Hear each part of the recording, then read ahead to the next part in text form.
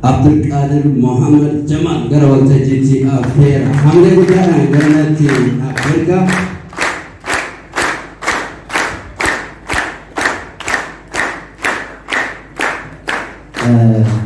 yeroo waa'ee kitaaba kanaa natti himu kitaabni koo kitaaba sammuuti gaafa jedhu namni kun komeediyaanii ta'uu danda'a jedhee tanan yaada akkasii qabatu akkanatti yeroo laatu qaama isaa haala isaa gaafa laatan umurii kanaan ansa dhugaa sammuu barreessu osoo hin ta'in anarratti waa shaakalaa jira yookaan immoo moodii isaan irratti qabachaa jira kan akkasitan fakkii kaasaa ture inni keessa dabarsee mata duree kitaaba isaa ifa ija qofate jedheeti kan inni barreesse waaqayyoon ifa kana nuuf haa ibsu isaatis baga ibsee asii ga'e jechuun barbaada irra deebi'aatii hamalee ho'aan haa kennaafi.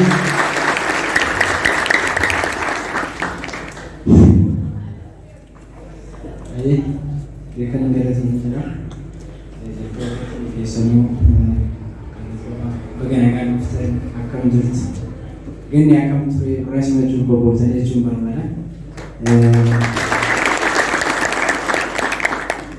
Langsung kesemua wajah dia anak kan menjadi cara mana kejaran dari namun hedun kan menjadi dah hafalin juru atau malay menurut Keessa yang bukan tu biro faya Oromia, Sister Tigist Tafari Nangkafe, namun ya sih terkait dengan kunjung hatin artifi, orang ras bagaikan bagaimana kerja.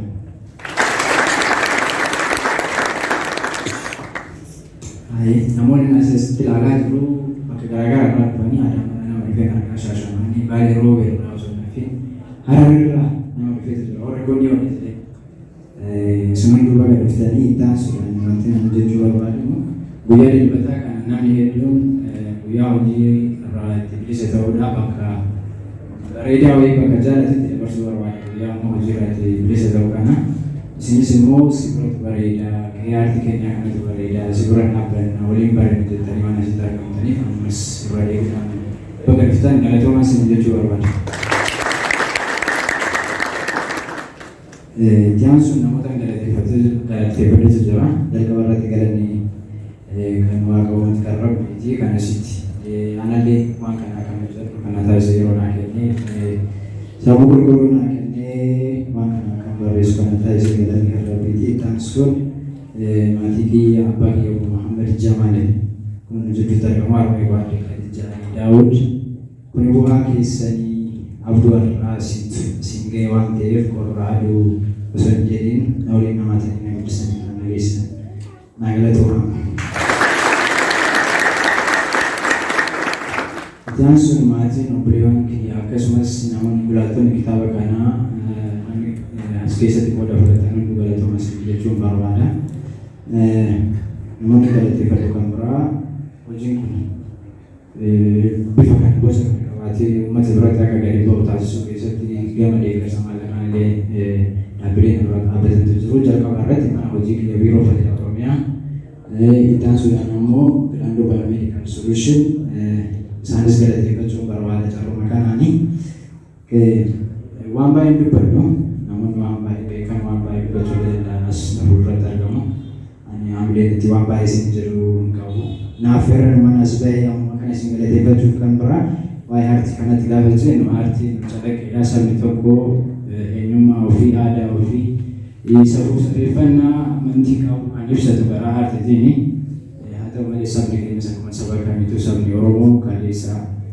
kara arti karena kisah di kara asosamatin mantiwan asosama jerat coba tu juga mamak sahiko gerar sah duduri itu negara serbatin imam bahadur juga sabri pun akas besar ni orang sahabat sena ada video dapat nak kuda wan sena sahabat kana mau ambare fane yuk apa yang tu betul medu mungkin atau tiaro dia wasit namun ni hedu namun rotul lebar restu hedu suara kama orang wan sani mungkin bukan agama afola yokan afanin jejan yokan dubian abar imat ya kasumati tidak darba asgai wan tu punya mama barreeffamee boca qabaatee hawaasa kanaaf taa'uu qaba. Kana booda seenaa keenya nu jalaa darbuun qabu, haatamuu qabu, cabuun qabu, kan duriyyuu hin ga'a jedhanii namoonni waa barreessaa jiran hedduutu jiru. Isaanillee barreessa qalamni keessan haa mirgisuun jedhanii wanti biraan ammoo ammas nuuf waa barreessuun Oromoon saba keenya 60-70 ol baay'atuudha jennee dubbata. Haa ta'u malee kitaaba afaan Oromootiin barreeffame meeqa jennee yoo deemne kitaaba lakkoofsa kana jedhee yoo beeku baay'ee kitaaba 700 caaledha. Sabichi immoo 70,000 fi miliyoona 70 fi 60 ol jenna. Kitaabni qabu haqa kana. Kitaabni amma kanaaf yoo namni tokko gaafa maxxansu namni hedduu waa barreessa malee ikoonoomikaalii laafina qabna akkuma sabaatti. Waan kana ta'eef yoo guddate koppii 1,000 kan mana maxxansaa jiru. Koppii 1,000 kun immoo biddeenaa magaalaan kitaabni itti eebbifamu naannawaa sanitti qaba. Ammas kitaabni 700 barreeffama malee osoo baay'ina isaa immoo jijjiirree kitaaba 70 mayyuu qabu jechuudha. Isaan miliyoona 70 baay'atu jiru.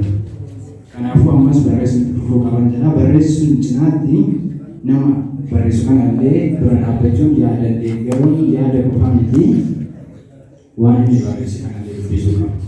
Namni dubbisuu hin jirre namni barreessu jiraatu namni barreessuun dura dubbisuu qaba. Aadaa dubbisuu horachuu qabna. Maal nun jedhu faayidaan Afrikaanota waan tokko dhoksuu yoo barbaada kitaaba keessa dhoksaa. Kana jechuun Afrikaanonni waan magaalis haa ta'u badaa kitaaba keessatti gaafa kaa'ameef kitaaba bananii ilaalanii hin dubbisanii jechaa yeroo jechuudha. Kanaafuu waan kana seenaa gochuu qabna. Waan kana cabsinee darbuu qabna. Sirriitti dubbisuu qabna. Namoonni yaada akkas jedhuun qaba. Sun nama fayyada. Tokkoffaa irratti ofumaaf irraa fayyadamna waan kitaabicha keessa jiru. Lammaffaa irratti immoo barreessaa sana illee tumna. Kitaaba nama tokko gaafa bennee dubbisnu barreessicha illee dinagdee nu tumna. Lammaffaa immoo waan kitaabicha keessa jiru san nuufillee akka boru achirra dhaabbannee waan tokko akka ragaatitti fudhannaa jechuudha. Kanaafuu dubbisuun itti haafuu yaada jedhuun qaba. Kana darbaa dubbachuun barbaadu xiqqaan guddaan guddoon osoo jedhin warri waamicha keenya kabajanii as fuulduratti warri irratti argamtan guddaa galatoomaa isin jechuun barbaada. Galatooma.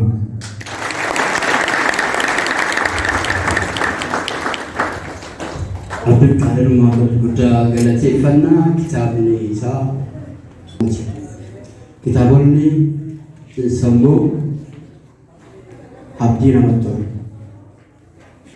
Yoo kufte sababa kufteessitte akkaataatti kaatus achumarraa argatta jechuudha. Sababa kuftuufis sitti sababa ittiin ka'uu dandeessu kitaabuma sanarra si kaa'a. Tarii warreen kitaaba sammuu dubbisanii itti milkaa'an jiru, warri immoo abjuu itti fakkaatus jira. Kitaabichi mataan isaa kitaabni sammuu yoo hojjechuu barbaadde, yoo akkana sitti himutti jijjiiramuu barbaadde amma ka'ee jedha. Ciiftee dubbista yoo ta'e kitaabichi waan dubbisin namni qormaata si qoru jiru waan ta'eef jechuudha. Ka'e jennaan ka'uudha. Yoo ka'an yoo socho'an kitaabonni sammuu namoota abdii kutatan, namoota waamarri itti dukkanaa'ee dukkana keessa dhaabbattee ati ni ifta yookaan qorichi dukkanaa siisitu ka'ee ifa jedhee namatti hima. Of danda'anii qophaa ofii akkanii ofitti amananii namni karoora yeroo baafatu yoo gamtaadhaan hojii hojjete yookaan waajjira adda addaa keessa hojjete waloodhaan karoora waajjiraa baasa. Kitaabni sammuu garuu milkaa'ina kee keessatti ofii keetiif karoora baafata jechuudha. Dura mul'ata qabaachaa mul'ata keetiin karoora baafata. Karoora keessana yookaan mul'ata keessana galmaan ga'uudhaaf of faana mari'atta, of taata, of beekta jechuudha. Kana keessatti warreen waa'ee sammuu barreessan of barii, of beekii. Of beekuu jechuun hammam akka geessu, maal hojjechuu akka dandeessu, akka of beektee sochootuuf of barii yookaan of beeksisee jira.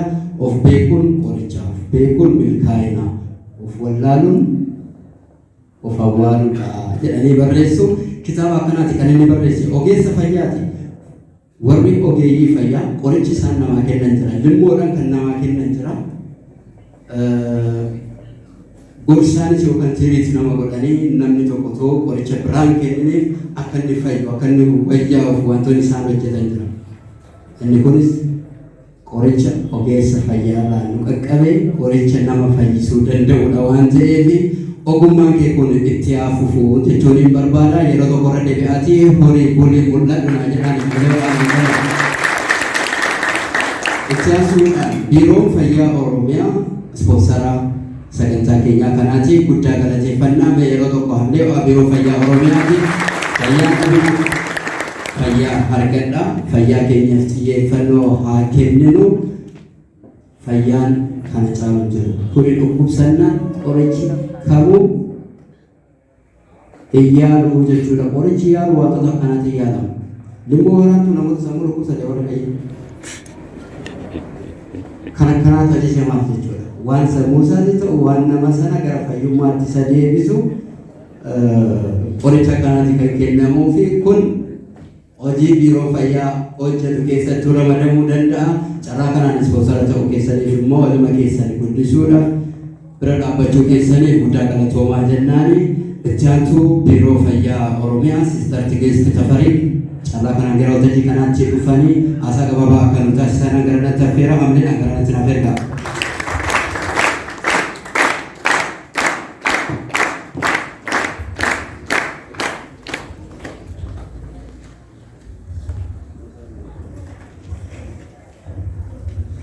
Kamusan, baga nagaan dhuftan.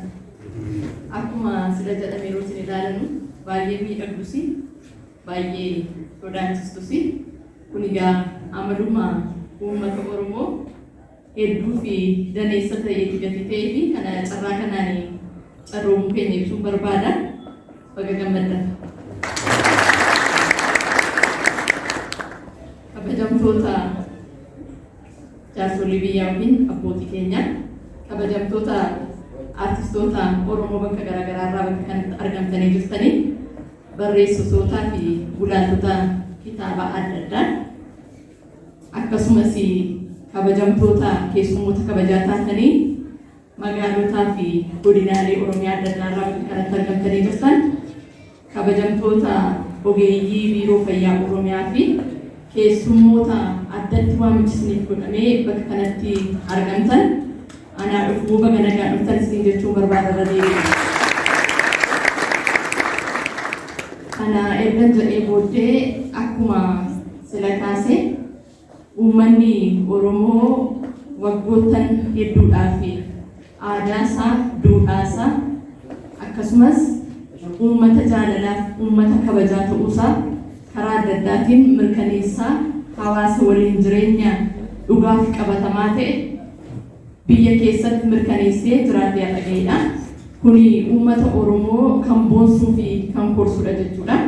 Kana qofa tun taane uummanni Oromoo aadaasaa, seenaasaa akkasumas quuqqaa fi komii seenaa keessatti qabullee carraa hogbarruu Oromoo yookiin aadaa Oromoo keessatti jirutti fayyadamuudhaani karaa adda addaatiin, tooftaa adda addaatiin ibsataa uummata bakka kana ga'ee har'allee adeemsi tarkaanfiin nuti kanaan dura bare dhaabbachuu danda'u nurra jiraatu, ufachuu danda'u nurra jiraatu jedhee aadaasaa aartii adda addaatti fayyadamuudhaan hawaasa guddisaa jiru akka ta'e hin beekama. Fakkeenyumaaf yoo fudhannee ilaalle akka naannoo Shawaatti ogbarruu yookiin barreessaan Oromoo beekamaan Looreet Tsaggaayee Gabramadiin barreessaa yookiin abbaa ogbarruu Oromoo jalqaba irratti maqaan isaadhaan akka ta'e hin beekama.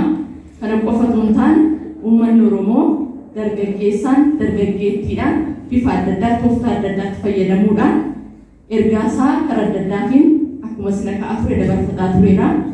Yeroo ammaa immoo godinuma yookiin Shawaa keessaa kan biqilee ogeessa waajjira eegumsa fayyaa kan ta'e yookiin ogeessa biiroo fayyaa kan ta'e Abdulqaadir Mahammad gidduu keenyatti anis akka Oromoo tokkotti uummata Oromootiif waan uummata Oromoo barsiisuu danda'u yoon amma carraa kootii gumaachee waan bidireen koo yookiin kennaan koo mirgisee yoon barreessee hawaasa Oromoof qaqqabsiisee jedhee waa fuula keenya duratti dhiyeessee jira. Kun immoo jajjabaatee kan itti fufuu ta'uu qabu akka ta'e isinis kana mirkaneeffachuudhaaf dhuftanii bakka kanatti argamtanii jirtu. Isa kanaaf ulfaadhaa kabaja guddaa qabdu jechaan nutis tariitii akka biiroo fayyaatti biiroo carra qabeessaa ofiin jechuun keenya murteessaa natti fakkaata carraa kana. Sababiin isaa akkuma isin ilaalaa turtanii silaa ogeessi fayyaa cabsii taliilaa jedhamu walaloonni dhiyeessee namni hin rifachiisin namni hin lapheessaa rukutin jira jedhee nama himanii carraa kanaan carroomuu keenya ibsaa anis irra deebi'ee cabsii taliilaa yoonaa galateeffattan jechuun barbaada.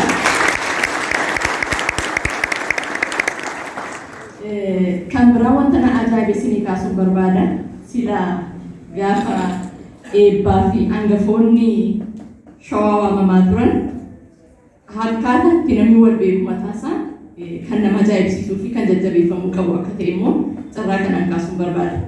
Sababiin isaa maaliifi yoo carraa akka kanaatiin wal argine boris hangafummaan Oromoo keessatti ga'ee inni qabuuf iddoo inni qabu dhaloonni akka inni beeku taasisuu irraa kaasnee nuti illee bakka waliif kennuu qabnu akkaataa waliif kennuu qabnuun waliif kennuun akkaataa itti nurra jiraatu beekuu irraa kaasnee ga'ee dhimmi kun qabus olaanaadha waan ta'eef imaanaa guddaan akka nurra jiru dhaloota eegalerras kun qabatamuu danda'u irra jiraata waan jedhu kaasuu barbaada. Kunis aadaa jajjabeeffamudha.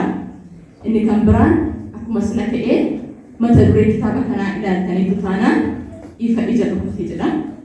Ifigaa ija dhokachuu hin danda'e wanti jedhu mataasa mata duree masaarraa yoo kaastan ilaaltan karaa adda addaatiin deddeebi'uu hin danda'ama.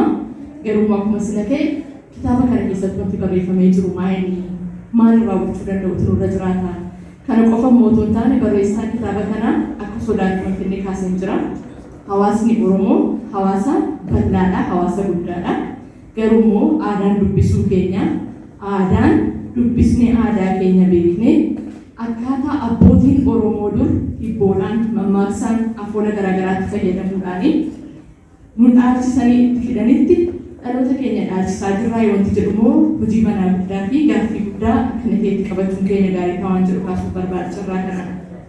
Sababiin nuti kana kaasnuu fi yookiin sababaan kana kaasuuf tariitii akka mootummaa naannoo Oromiyaatti ijoollee Oromoo carraa yookiin karaa hundaan dorgomoota ta'an uumuu keessatti wanti hojjetamaa jiru akka jirutti ta'ee kana garuu dhuga qabeessa kan ta'e lafa qabatu taasisuu keessatti ga'een maatii olaanaadha waan ta'eef ga'een maatii immoo kana keessatti maal ta'uu danda'u irra jiraata jennee yeroo ilaallu aadaa Oromoo, seenaa Oromoo, hogbarruu Oromoo, afoola hibboo mammaaksa aadaa Oromoo keessatti beekamu, tapha ijoollee, tapha maanguddoota aadaa Oromoo keessatti beekamu yoo dabarsaa deemneen alatti carraa uummata bal'aa kana itti fufsiisuudhaaf qabnu gaaffii keessa galchuu dandeenya waan ta'eef akka sabaatti akka maatiitti warri guddoota warri gurgummaan guddoota ta'an warri umurii giddu galeessaa irra jiru warri dargaggootaa illee imaana kana carraa kanaan fudhannee boonuu keenya gaarii ta'aa waan jedhu kaasaa tariitii akkuma sila ta'aa ture namoota barreessaa jiran namoota gadhee isaanii uummata Oromootiif gumaachaa jiran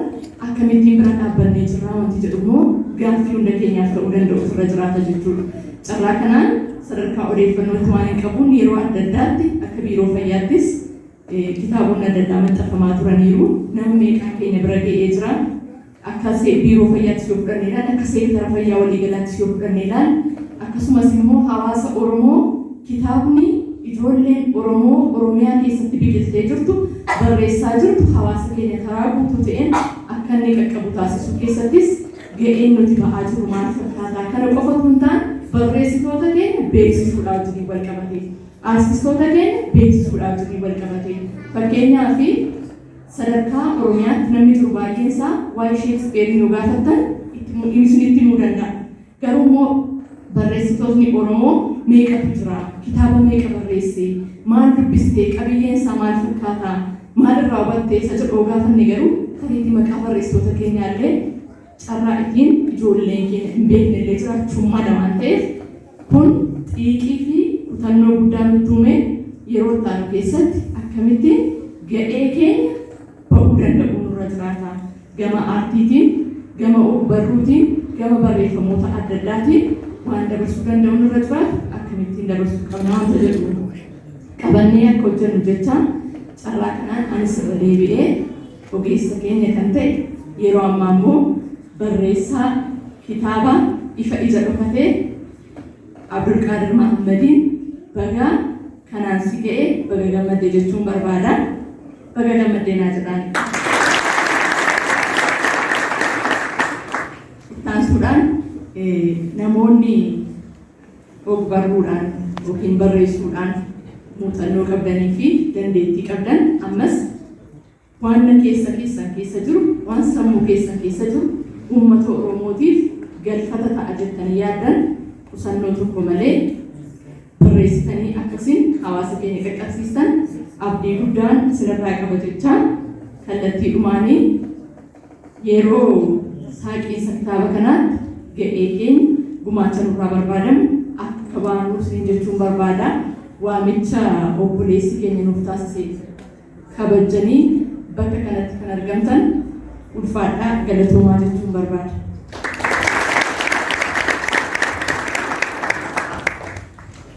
Sistaarri Akhirnya kita galateeffannaa amantaan bakkeeffata qabeenya gaggeessaa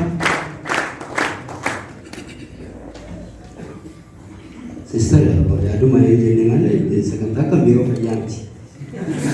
Neera keessa dubbachitanii waan biiroo fayyaa gahee waan lafa keessanii wal galateeffachaa ooltanii dhiifama goolanii jedhaa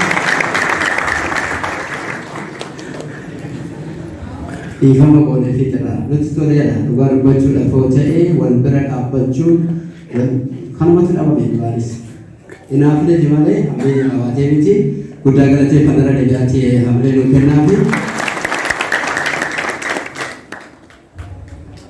osaan tokko sinii dhiyeessumoo qaacessatti dabalu kunoo kana osaan tokko too sinii dhiyeessee achi tola sinitti tolus baatu sintu filatee waan ta'eef jechuudha daanuu gara waltajjiitti affeera yoo qophaa'uu baate sagantaa ta'an darba daanuu jira qophaa'ee jira gara keessatti kan argaa jira waan ta'eef qablee yeroo waltajjii kanaatti ergituu waliin tursiisaa sirna daanuu daamtoo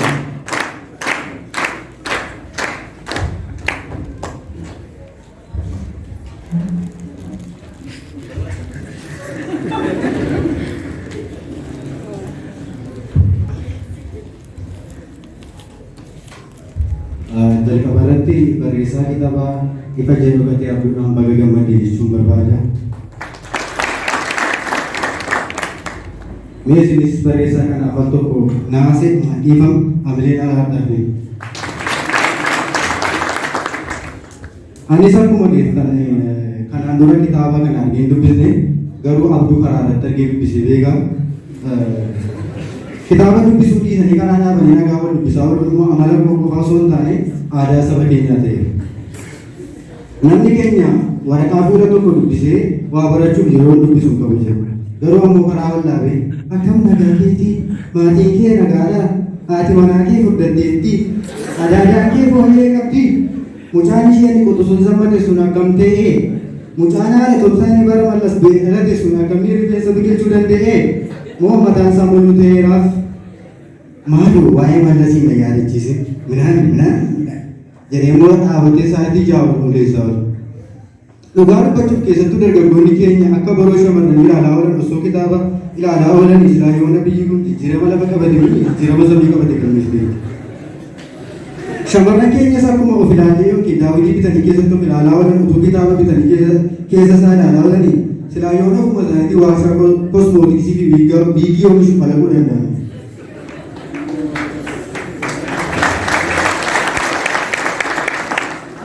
Gaafa itti qabee ilaalu ammoo namni keenya inuma dubbisa garuu sammuutti waa qabachuu danda'ee ilaala.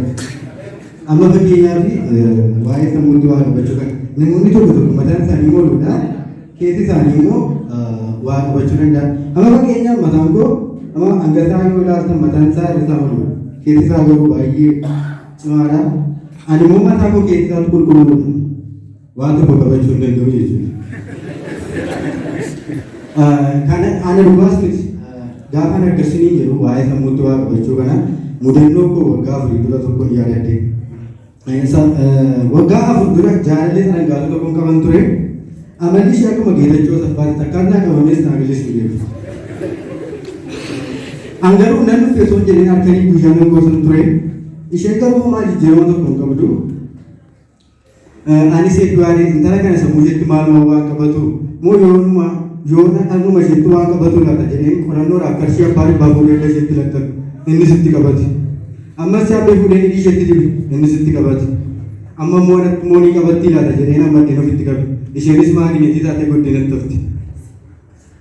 Amma immoo garaa isheetti waanii qabataa laata jedhee qoosamaa tapha xiqqoo tokko duukaa qoosu. Isheenis ji'a sadii booda daawwaltee maal naan jetti maaloo ilma koo garaatti na qabate. Ilaalaa waan waggaa guutuu gorsaa bee garaatti qabannee qoosaan daqiiqaa shanii garuu garaatti qabate.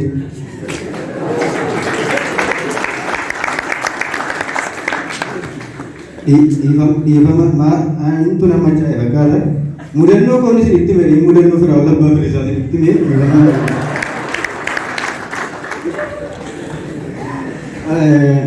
Anis kitaaba ifa jedhu kate jedhu kana akka nama hin dubbinne tokkotti waa'ee kitaaba kana tarii waa'ee kana dubbataa laata jedheetiin hin taleera.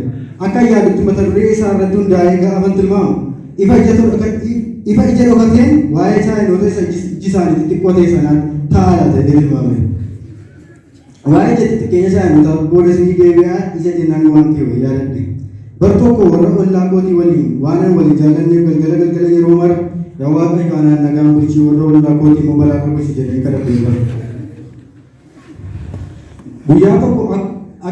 Guyyaa tokko anuma akkas jedhee kadhatee rafuu akka xiqqaa ta'u waan isaan beeku waaqayyo abjuu kootiin natti dhufee waan isii godhu warra ollaa keetiif ammoo dachaa lamaan eebbisee godhaaf naan jedhe.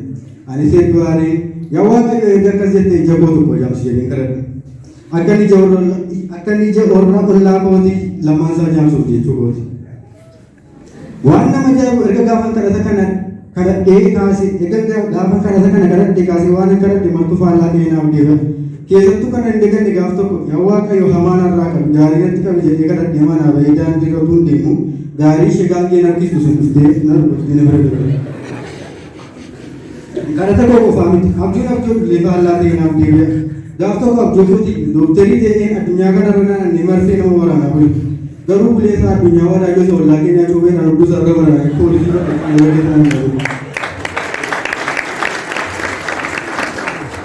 ammas guyyaa tokko abjugootiin waraqaa baay'ee adii tokko irratti barreeffama waaqayyo guyyaa borii kaasee jireenya siif dabarsa jedhu dubbisama. Anis aanee jedhee fudhadhee bulee borii isa mucaan hiriyaa koo tokko dhufee sirba jireenyaa saaraa ekseendarii naaf dabarsitee deema. Anis akka waan hunduu faallaa natti ta'e namoota iddirii keenyaa walitti qabeen gorsa faallaas faalamas hin qabne tokko gorsuu deemmadha. Gorsituun isa akka jedhe daftee lafa kaayyoo kee ga'uu yoo barbaadde bishaan dhiisii beenzila konkolaataa dhugi. Sammuuf garaakii wanti hundumarraa qulqulluu ta'uu yoo barbaade barakiinaa bulbulii dhugi. Biyya lafaa irratti seenaa hojjechuu yoo barbaadde intala seenaa jedhamtu fuudhi.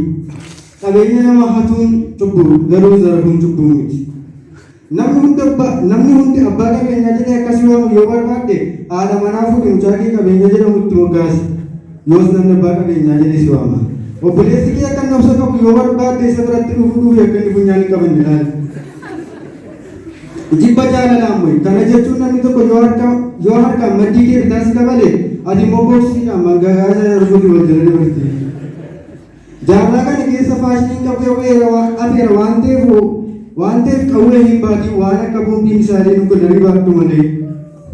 Hangafta ta'e yoo namatti aarte iyyuu harka kee ol kaastee nama rukutiin cuubee gara qabu morma isaa cabsi malee. Nama baay'ee sokurraa fagaadhu garuu miidiyaa isaatiin guyyaa guyyaan daawwachuun ni isin. Dhala namaa dhiituun cubbuu miti dhiitanii yoo ofiin kunne cubbuudha malee. Garaa namaaf dhiifama godhu qabaadhu garuu guyyaa lamatti yeroo sadii nama gabaadhu ni isin. Jaalallee tokko waliin jaalatiin garuu haadha manaa sadii fuudhee galatooma.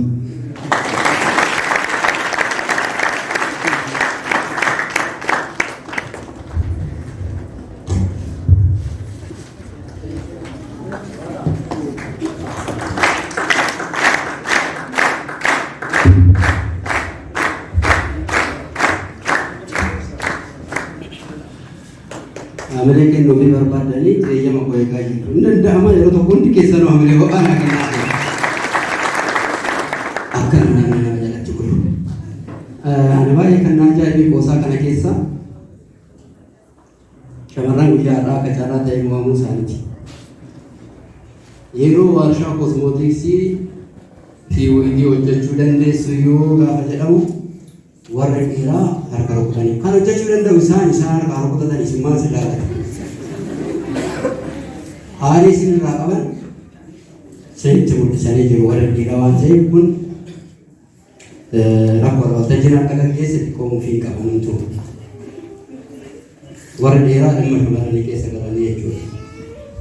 Warra shamarranii yeroo dhiirri qeeqamu sirriitti harka rukutanii reebbachuu umaara nyaachuu qabdu turtanii uumaasni gochuu hin danda'u ani baay'ee politikoo dubartii waan taasisan xiqqoonatti dhaga'ame malee ani hin laallatu waa'ee keessan. Dhugaa dubbachuudhaaf baay'ee bashannannee jira. Hamma waan kennaa fi irra deebi'uudhaatii daanoo nagaa qoosan hin qaaceffamu. Abbaatu qaaceffata jechuudha. Urfaas qolfisiisuu danda'a. Deemtan erga galtan itti aansuudhaan kitaaba kana gara qaacessuutti deemna. Kitaaba kana akka qaacessuuf barreessaa akkasumas barsiisaa yuunivarsiitii Haramayaa kan ta'e Galataa Tsaggaa gara waltajjiitti hafeera. Kabaja guddaadhaan gara waltajjii kanaatti asiniif erga.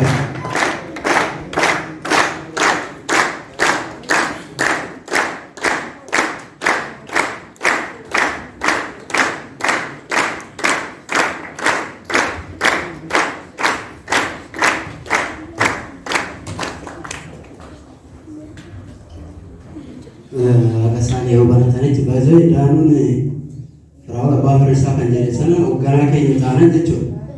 Karaa duubaa balbala barbaadan. Tole kabajamtoota maatii Abdulqaadir, kabajamtoota hojjettoota biiroo fayyaa Oromiyaa, kabajamtoota barreessitoota buleeyyii fi warra gaggiyaa haaraa akkasumas jaalattoonni aartii Oromoo baga nagaan dhuftanii baga wal argine. Tole egaa anis ogeessa fayyaati. Barsiisaa waan ta'eef ogummaan fayyaa narraa fudhatanii nan deeffadha. Tole egaa beekan gaafa namni dudhaa jedhu warra na caalaa haasa'uu danda'anii dursa waltajjii kenne anaan booda na aanse rakkoon qabu galgala dhumarraa haasa'u waan ta'eef gama qaacessa kanaatti yoon seenu waan muraasa haasa'ee tanan waltajjii kana irraa bu'aa. Garuu wanti nani calqaba kaasuu barbaadu hogbarruun kunumti mataan isaa maali? Faayidaan isaa immoo maali waan jedhu overview xiqqoo ishii irraa dubbadhee tanan gara kitaabichaatti seena. Calqaba irratti hogbarruun kun yoom eegalee yoo jenne achi duuba dhaloota Kiristoosiin dura naannoo bara 1000 Sumeeriyaanota warra jedhaman Eeshiyaa keessa warra jirantu kuunifoormiidhaan jalqabee jira seenaan. Isaan suni barreeffama naannoo sanatti eegalanii kan isaan bocuu jalqabanii waan ta'e ol kaa'uuf ture. Isa bira darbee garuu hieroglyphicsii kan jennu Gibsi yookaan Ijipti naannoo laga Mormor amma Abbaayee jennuu kanatti kan eegale yoo ta'u inni suni icciitiiwwan mana amantaa keessa jiran high priest warreen ta'an hangafa lubootaa isa mana amantaa keessatti jennu kanatu icciitiiwwan gurguddaa mana amantaa ta'anii kuusanii kaa'aa turan akka koodiitti malee hawaasni ordinarii yookaan namni hundi waan beekun turre jechuudha. Kuunifoormiidhaan wanta sana barreessaa turan high priest warreen jedhaman warra waggaatti mana qulqullummaa seenanii aarsaa dhiyeessanii jechuudha. Manneen kiristaanaa keessatti high priest yookaan hangafa lubootaa warreen jedhaman amma ni beekamu. So warri Gibsi isaan sanatu waa barreessee waa katabee kaa'aa ture jedha. Mee kitaaba The Book of Deeds jedhu kan warra Egypt yeroo sana barreessan fuudhaati dubbisaa barbaadaati. Kitaabni sun har'a muuziyeemii warra British keessa fa'aa jira jechuudha. Kitaabni sun maal qabataa? Kitaabolee amantii amma jiraniif bu'uura jennee kitaaba fudhachuu dandeenyu kitaaba waan guddaa of keessaa qabu. Mee waan tokkoon gara ogbarruu Oromootti isin fida. Ogbarruun Oromoo umurii waggaa 30 qaba jechuu dandeenya ijoolleen.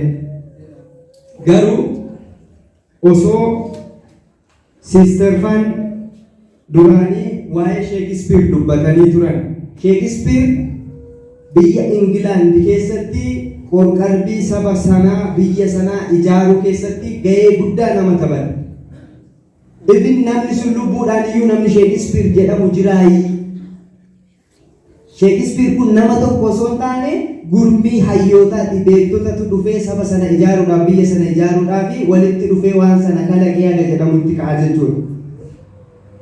Ammoo mee warri kitaaba qulqulluu dubbistanii kitaaba fakkeenyaatti yaadan deebi'aati yaalaa. Kitaaba fakkeenyaa sana. Ammoo as deebi'aati mammaaksa Oromoo laalaa. Mammaaksi Oromoo kuni baalii yookaan gatii guddaan inni qabu sun osoo katabamee taa'eera ta'ee hagam guddaadha jettanii ilaaluu dandeessu. Kana qofaa miti. Mee namoonni poolitiksii baratan yookaan immoo saayinsii gaggeessummaa baratanii Art of War kitaaba jedhu dubbistaniitu ta'uu danda'a. Mee Art of War sana fuudhaatii jaarraa 16ffaa keessa bara 522 irraa kaasee haga 594tti waggaa 72 osoo walirraa citini duula gadaan Oromoo bara sana taasisee lafa irra jiru kana kunuunsee tiksee dhiigaaf lafa itti cabsee har'aan ga'e sana Art of War sana caalu hin jiraayi.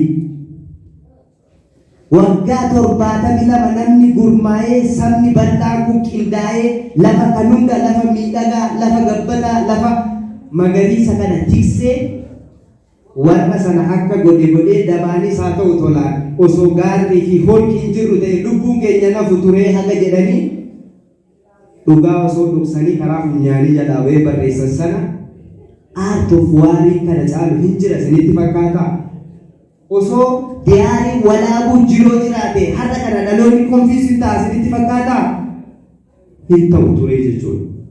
Barreeffama jechuun haga kana humna qaba. Jaarraa sana keessa bara 1470 keessa Gadaa'oo Galgaloo fa'aa walitti dhufanii akkam taanaa akkamitti falannaa gadaa kanaan akkamitti deebinee biyya abbaa keenyaa irratti diina manatti nutti dhufe kana gomne bakka ishee dhuftetti dachaanee biyya abbaa keenyaa dhuunfanna kan jedhu sana qaboo yaa'ii qabamee galmeeffamee kitaabni barreeffamee osoo taa'eera ta'e saayinsii liidarshiippii keessatti har'aa isa sanatu baratama ture jechuudha. Osoo gaaf sana wanti kun hundi barreeffame ta'e isaas dhiyooti kun osoo bara yayyaba gadaa sana abbootiin gadaa shanan sun warri yaayyaa gobbuufaa suni yaayyaa boruu biloofaa sun waan ta'e barreessanii lafa godhaniiru ta'e har'a kana nuti konfiis hin taanu addunyaan silaa saayinsii hawaasummaa keessatti waa'ee kana taa'ee barataa jechuudha. Wanni Maakbeelii jala deemnee too'i siyaasa Maakbeelii hordofuu qabna asiin baanee achiin galla akkanatti diina keenya karaa qabsiifna jennuuf hin jiru ture. Otoo diyaarii walaabuu jiruu namni tokko sun jiraate har'a kana amma kana hin taanu ture jechuudha. Ogbarruun amma kana humna qabaa isiniin jechuu barbaadeen. Inni kan biraani gara kitaaba kanaatti yoo dhufu saayinsii fayyaa keessatti ijji yoo waa argu calqaba fakkiin nama akkanatti dhaabbatu tokko ratiina irratti akkas gadi garagalee mul'ataa jedhama. Baay'ee keessan ogeessa fayyaa waan taataniif isinitti himu akkas gadi garagalee mul'ataa jedhama. Fakkaattii sun dhaqee sammuu namaarra gaafa inni ga'u akkana ol garagalee isa sirrii sana fakkaattii sirrii argaa jedhama. Mammaaksa Oromoo tokko immoo qalbii malee ijji nagartuu waan jedhan tokko jira. Kanaafi amma mata duree kitaaba kanaafi mammaaksa Oromoo kanaafi saayinsii fayyaa sadassaa walitti yoo isinii fidu ijji kan argitu yoo fakkaattii sun dhaqee sammuu irra ga'ee jechuudha. Kan gadi garagale sana ol galagalchee mul'isa waan ta'eef sammuu rikoognaayiz kan inni godhu. Qalbii malee ijji argitu kan jedhus ijji ishee fiizikaal nuti arginu kana qalbiin immoo sammuudhaa jechuudha. Conscious kan jennu kana. Kanaafi ifti kun jira ijji immoo hin agarre. Ijji maaliif hin agarre? Fakkaattii sun sammuu irra dhaqne ta'innaayi. Ratiinaaf sammuu gidduu wanni wal quunnamsiisu sun rakkoon uumame ta'innaa'ii jedhee waan kanallee ilaaluu danda'a jechuudha kitaabni kun. Kitaabni kun akkuma isinuu quba qabdanii xiinsammuudha. Xiinsammuun kun clinical psychologist warri baratan jiraachuu maltu. Normaali psychology isa saayinsii hawaasaa keessattis baratanii ta'uu mala. Kana qofaa miti gara saayikaatiristii kanas hin naqaa. Saayikooteeraappiin isin jira. Xiinsammuun kun nama ijaaraa, nama jabeessaa, nama dammaqsa. Namni baay'een abdiin jirre nama toraa waan jedhanis hin jira. Garuu xiinsammuun motora dhaame sana kaasa. Motora dhaame sana kaasa. Motora dhaame kana immoo itti fufsiifnee konkolaataa kan galmaan geenyu waan itti fufaa barbaadaa jechuudha. Waan itti fufaa, waan kontiinees ta'e beekumsaan of ijaaruu, jabina, karoora waan galma nutti mul'ate sana nu geessisu jabina nu gaafataa jechuudha. Kitaabni kun boqonnaa 7 fi fuula 449 qaba. Egaa kitaabni kun mata duree irraa yookaan ifatu ija dhokate moo ijatu ifa arguu dadhabee gaaffii jechuun gaaffii jedhuun akka nuti deemsa keenya eegallu nu taasisa. Egaa yaadonni gurguddaan muraasni kitaaba kana keessatti akka ijootti ani argee waa'ee jiruuf jireenyaati. Jireenyi maali? Jiruun immoo maali waan jedhullee ni kaasa. Kana qofaa miti jireenyi ilma namaa wallaansoowwan hedduu Hacaaluu Hundeessaa baay'inni rakkoodhaa furmaata mataan isaa jedha. Jireenya ilma namaa kana keessatti argannoowwan hedduun kan argamanii rakkoo waan jiruuf, bu'aa bahii waan jiruuf, fageenyi waan jiruuf rakkinni kun hundi isaayyuu ilmi namaa gaafa gadi taa'ee waa qoratee waa qaaccessee fala sana yoo argu faloota sanii jechuudha. Addunyaa imeejiin addunyaa yookaan fakkiin addunyaa miidhagaan irra jiru kuni bu'aa rakkoowwanii bu'aa wallaansoowwaniiti jechuudha. Wallaansoowwan sun immoo kalaqa fiduu jechuudha. Kitaabni kun jiruuf jireenya wallaansoowwan kalaqawwan garaagaraallee ni kaasaa jechuudha. Jireenyi ilma namaa rakkoo fi toltuurraa kan uumamtedha jedha. Saayidii lachuu qabdi jechuudha. Jireenyi namaa rakkoo ni qabdi, toltuuwwan illee ni qabdi. Inni kan biraan dhugaawwan addunyaa kanarratti ilmi namaa beekuu qabu hedduullee kan of keessatti qabatudha. Wanni biraan wanti guddaan wanni ajaa'ibaa kitaaba kana keessa jiru sammuu ilma namaa. Sammuun fakkaattii gadi sana ol garagalchee mul'isu maalinni? Sammuun kun humna akkamii qaba? Sammuun kun maal hojjeta? Sammuu kanatti akkamittiin fayyadamna? Waan jedhu bal'inaan ni kaasaa. Gara biraarratti ofitti amanamummaa jedha. Namni tokko ofitti eenyummaa isaa beekee ofitti amanee of ta'ee akka jiraachuu qabu kitaabni kun ni eera. Egaa ofitti amanamummaa qabaachuun maal akka namaa argamsiisu, maal akka namaa fidu, ofitti amanamummaa dhabuun immoo miidhaa akkamii akka namarraan ga'u waan qabatanii deeman warqee haa ta'u, damma haa ta'u, dhadhaa haa ta'u gatanii waan faayidaa hin qabne baatanii deemutti kan nama geessisu fakkeenyaan dabaalamee waan bal'aatu jira jechuudha. Inni kan biraan ilaalchi keenya addunyaa akkamitti ilaalla, ofii keenya akkamitti ilaalla, jiruuf jireenya akkamitti ilaalla. Ilaalchi keenya immoo hangam jireenya keenya irratti dhiibbaa fida waan jedhullee ni kaasaa jechuudha. Egaa walumaa galatti qabxiilee gurguddaan kitaaba kana keessa jiran kana fakkaatu bal'ina isaa dubbistanii itti baatu jechuudha. Ani wanni isinii kaasu kitaabni kun onnee namatti tola, nama dammaqsa, nama jabeessa, abdii namatti tola. Kitaaba kana dubbisanii irra osoo hin taane dubbisanii karoorfatu, dubbisanii hojjetu, dubbisanii waan yaadan galmaan ga'u jechuudha. Kanaaf warri Naayijeeriyaa akkas jedhu yoo nuti eeyyee jenne waannis eeyyee jedhaa jedha. Nuti eeyyee yoo jenne waan eeyyee jedhu jedhanii tamanu. Kanaaf yoo nuti hojjenne, yoo nu jabaanne, yoo nuni irree jabaadhaan deemsa keenya eegalle waan yookaan uumaan nu gargaaraa akka jechuuti. Kanaaf kitaabni kun kana qaba. Kitaaba kana gaafa dubbistani jajuu qofa namaa ergina, jajuun nama raffisa. Kitaaba tokkitti abduun barreesseera jettanii jajjanii gaara yoo keessan kana booda waan hojjetu, kana booda xiinxalu, kana booda waan qaacessu, kana booda waan baratu irra baa jechuudha. Qeeqaa jajjabeessaa iddoo sirrattuu qabu akka sirreessu itti hima. Dubbistoonni Oromoo jaju qofa osoo hin taane qeeqallee namaa kennaadha. Kanaaf ani egaa akkuma Dookter Zalaalam jedhu ani waan baay'ee beeku hedduun keessantu na caala beektu umuriidhaanis barnootaanis beekumsaanis muuxannoonis waan baay'ee na dursitu waan ta'eef kanafee isinillee itti guutaa waan dogoggoree fi irraa goree yoo jiraate na of galchaa ulfaadhaa horaa bulaa.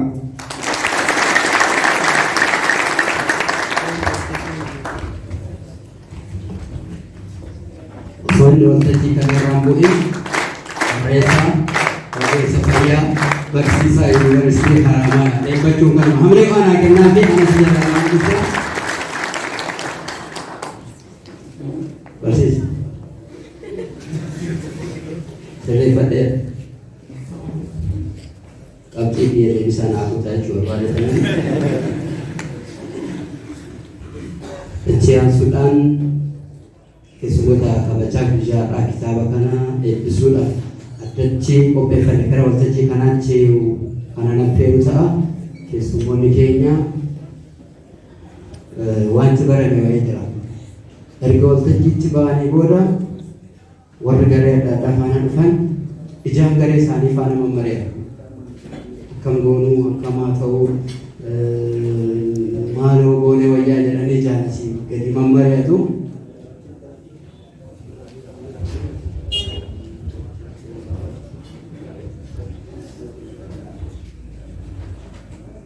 Itama kooti amleen akennaa fi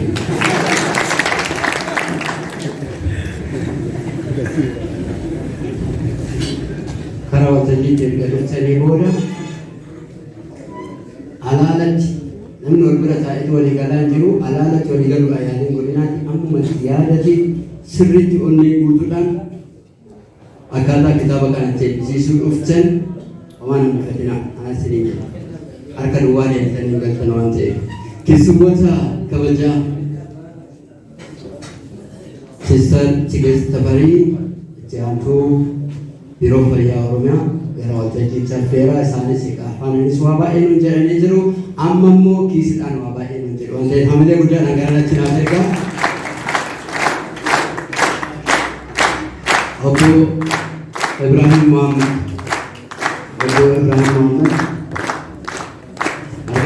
yeroo isaan seenanii waamicha namaa nafa isaanis bakka namni waan magachee argamuu walii qabamanii jalatti naafeera. Obbo Buzunaa Tasfaayee namni bakka butanii dhuftanii soo jiraatan toora qaragaa ta'e yoo tokko kaatee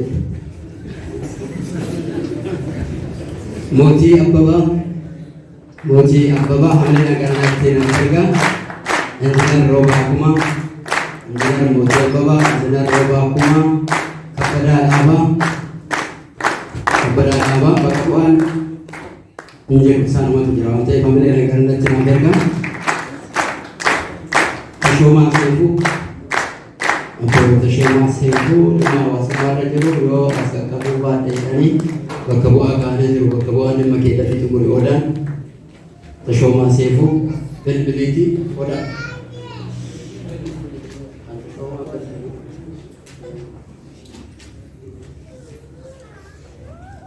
Abduu Birruu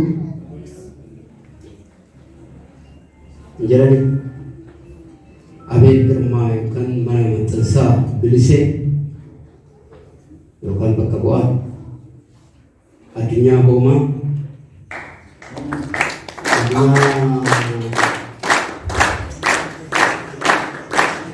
dogoggorni jedhee asitti addunyaa jedhanii kanaa barreessan inspektara yommuu Inspektar Addunyaa Hoomaa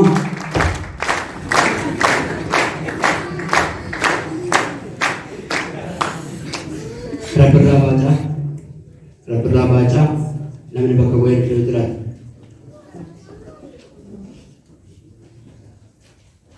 Jajalee Korraa Jellaa Boonaakoo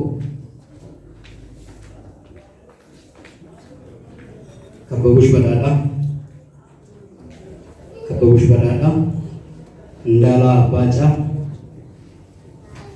jiru. Hamilee nagaatti naaf ergaa. Hojjetaan biiroo fayyaa Oromiyaatti Yaadasaa Asaffaa waliin qophaa'anii waliin dhufanii achuma waajjira sana tokko hojjetan wajjin.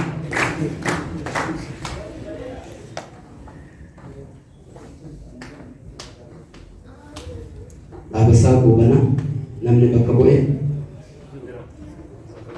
bakka bu'anii of bira darbitanii namaafis bakka bu'anii.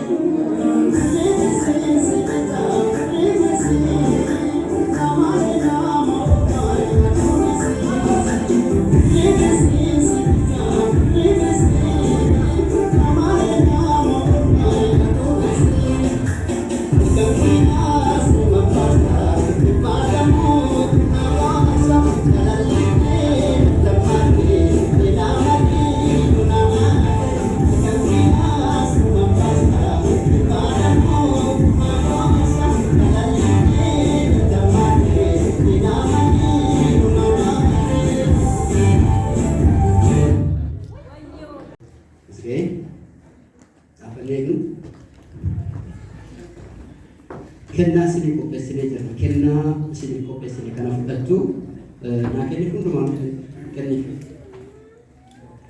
harka duwwaan ta'u waan ta'eef. Qabadhaa fudhadha.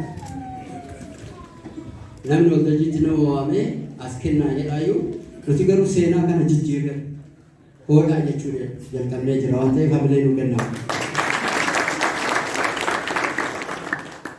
Haa ta'u malee immoo waa fudhatanii qofa yoo deemuu ta'e sirriin ta'u jechuudha. Namni yeroo hunda fudhachuu qofa bara.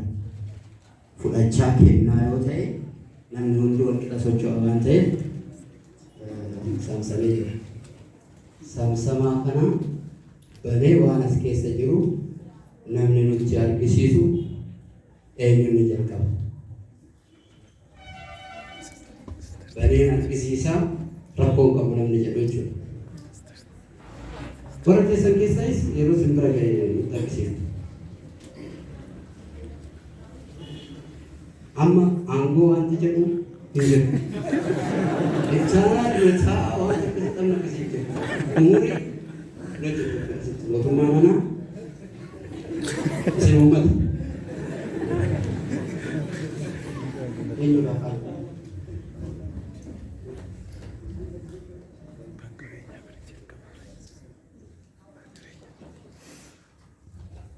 Yaadasaa Asaffaa baruu nan danda'a jedhe. Baay'ee waa'ee kitaaba sabboo kun nan danda'a kan jedhu of keessaa qaba jedhee nama sababni isaa dhimmi ijooluu nan danda'a danda'uudha waan ta'eef jechuudha. Hamilee waan kennaafi akka namatti hin bannu waatu keessa jira qarshii 15,500 banaa jedhanii jiru. Hamilee ho'anaa kennaafi yaadasaa Asaffaa.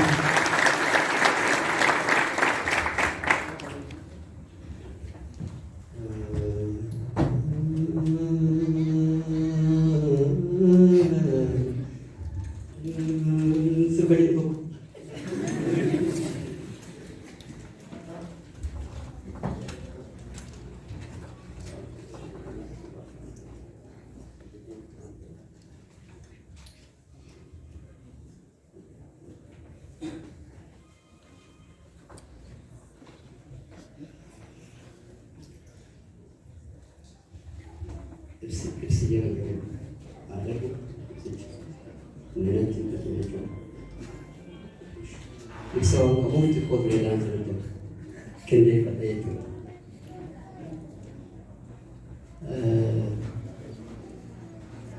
Ibsa tu berbagi sen, sama gafi itu kau nyata maju itu. Pada asas kawan tu cakap, ibsa tu berbagi, aman anam balik nama je.